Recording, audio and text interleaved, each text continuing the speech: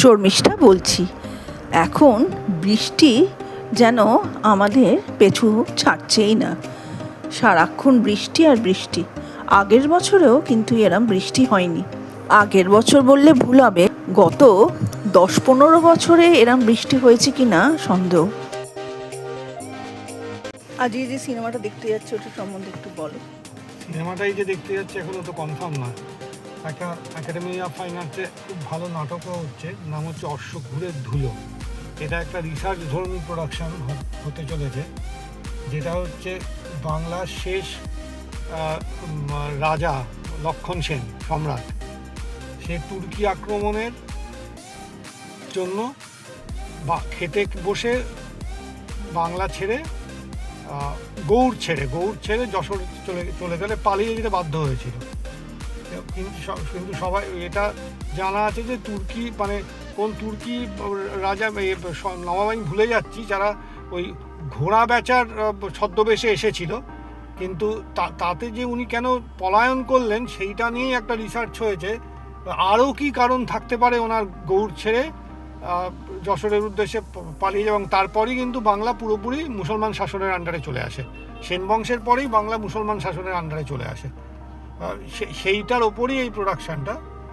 আর cinema নন্দনে হচ্ছে, এটাও খুব ভালো। এটা হচ্ছে এত বেলাদে, যে রান্নার বই লিখেও বিখ্যাত, তাকে নিয়ে একটা সিনেমা, তার ওপর। এবার আমরা তো দুটো একসঙ্গে দেখতে পারবো না, আমরা যে কোনো একটা দেখবো, দুটো একই সময়।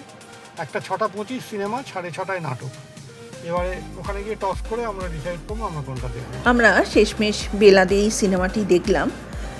সিনেমাটি কেমন হয়েছে যদি আমাকে বলতে বলেন, আমার একান্ত নিজস্ব মতামত সেটা হচ্ছে সিনেমাটি আরও ভালো হতে পারত। ঋতুপর্ণার অভিনয় নো ডাউট খুবই মন ছুঁয়ে যাওয়ার মতো, কিন্তু পুরো উপস্থাপনা একটু দুর্বল আমার লেগেছে। আমরা তো সিনেমা দেখে বাড়ি ফিরে এলাম, তারপর শুরু হলো সেই বৃষ্টি। এই বৃষ্টির দাপট যে কী মারাত্মক ছিল সেটা হয়তো আপনারা সবাই সেদিনকে দেখেছেন। বিদ্যুৎ চমক বলুন আর মেঘের গর্জন বলুন, অনবরত মেঘের গর্জন আর বিদ্যুৎ চমক, এইটা আমি ভিডিও করে রাখলাম। সোমনাথ বারণ করছিল যেতে বারান্দায়, কিন্তু তাও আমার মনে হলো এরম বৃষ্টি একটু ভিডিও না করলেই নয়।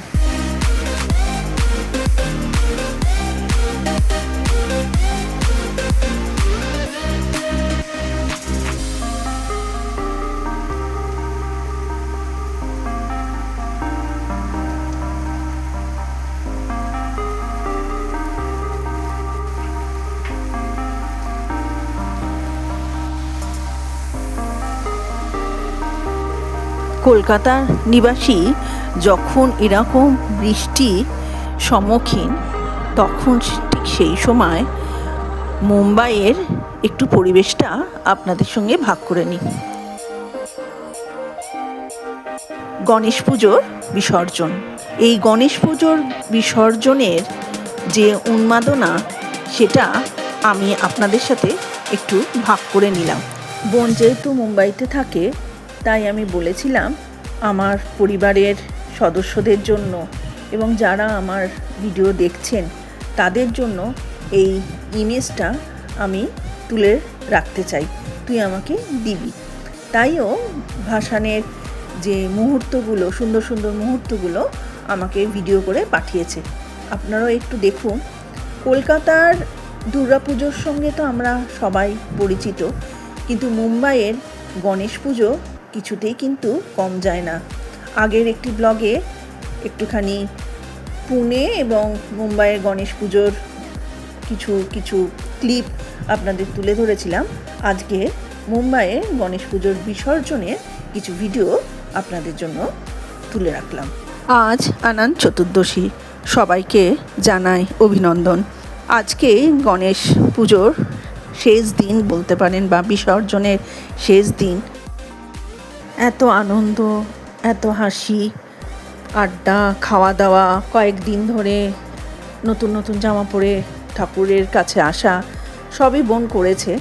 কিন্তু এই বিসর্জনের দিন বলছিল দুর্গাপুজো ভাসানের সময় যে কষ্টটা হতো, গণেশ পুজোর ভাসানের দিনও সেই সমপরিমাণে কষ্ট ওর হচ্ছিল। এবার ওদের যে অ্যাপার্টমেন্টের ছেলে মেয়েরা বেরিয়ে পড়লো।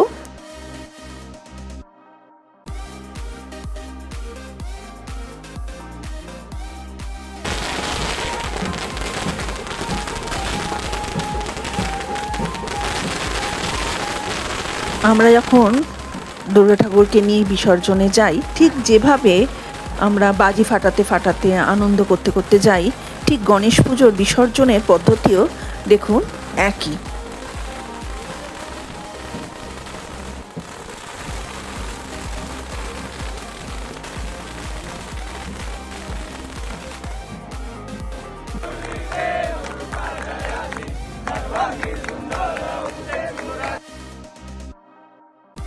চলুন, বৃষ্টির দিনে রাতে একটু চটজলদি রান্নার ইচ্ছে হলো। পোনা মাছগুলোকে প্রথমে সেদ্ধ করলাম নুন দিয়ে। এবার সেদ্ধ করে রাখার পর সেটাকে পেঁয়াজ, কাঁচা লঙ্কা, রসুন, টমেটো দিয়ে একটু কিশমিশও দিলাম, নুন মিষ্টি দিয়ে ভালো করে নাড়িয়ে দিলাম। নাড়িয়ে নিয়ে একটুখানি আলু সেদ্ধ করে সেটাকেও নাড়ালাম। করে দেখুন এরম একটা দেখতে হয়েছে। এটাকে ব্রেড ক্যাম্পে ভালো করে গোল গোল করে মাখিয়ে নিয়ে ব্রেড ক্যাম্পে ভাজবো। ভেজে আলু দিয়ে একটা মাখা মাখা তরকারি করব। খেতে খুব টেস্টি হয়। এইটা দিয়ে এক থালা ভাত খেয়ে নেওয়া যায়। আপনারা একবার ট্রাই করে দেখতে পারেন।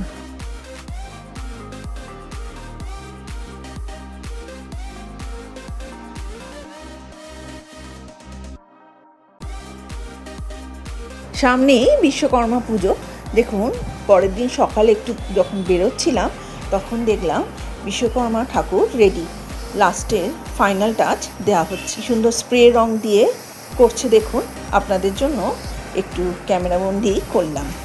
আজ তাহলে আসি, আবার আসবো একটু নতুন ভিডিও নিয়ে। ভালো থাকবেন, সুস্থ থাকবেন, খুশিতে থাকবেন, আর আমার পাশে ও সাথে থাকবেন। নমস্কার।